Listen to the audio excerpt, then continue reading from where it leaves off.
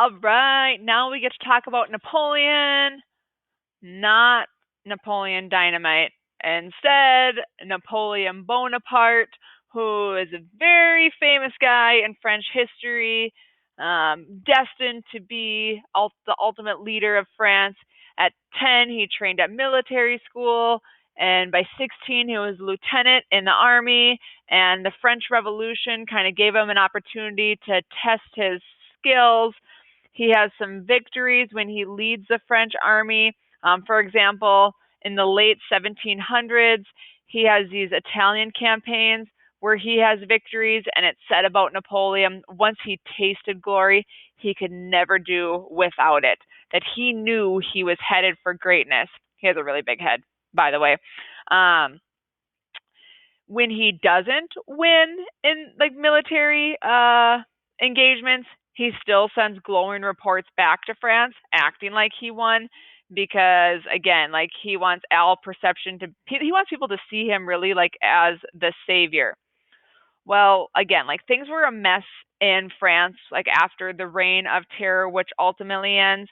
And ultimately, Napoleon sees like this as a chance for him to ride into France, as there's a tax against the National Convention, and for him to be the new emperor or the leader of France.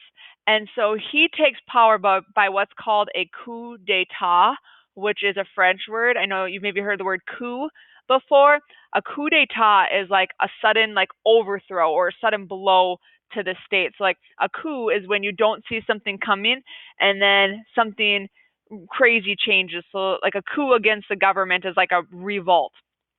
And so he's going to become the emperor by kind of a unique vote that you can look at a little bit more if you're interested.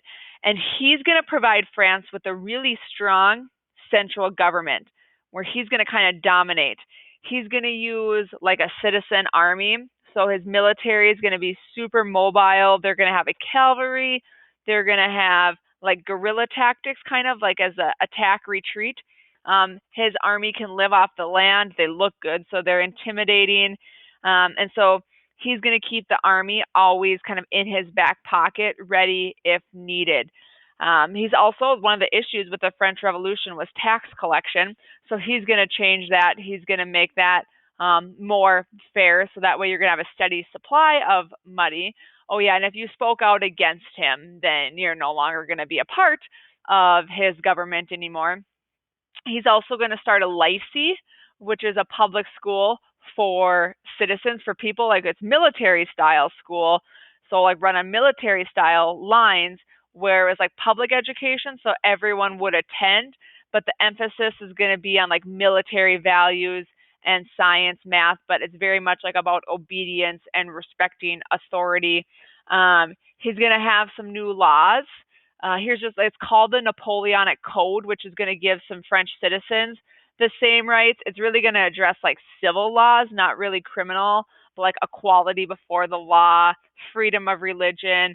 He's going to get rid of like serfdom, of course, but also he's going to limit free speech. He's going to limit the press so people don't talk bad against him. He's also going to restore slavery in the French colonies as well. Women are going to be declared with the Napoleonic Code to be inferior to a man. Children get no rights at all. So he does some good stuff and then some stuff maybe that's not so cool. He also, to get some more money, he sells this nice chunk of land to America, to Thomas Jefferson. You've heard of it before, the Louisiana Purchase. He sells it because he was maybe looking at war with Great Britain. And so he sells it for $15 million. You can see part of Minnesota is even in it, which ends up being like 3 cents an acre. That's 800,000 square miles of land from like the Mississippi to the Rocky Mountains. So, hey, we can thank Napoleon for the Louisiana Purchase, I guess.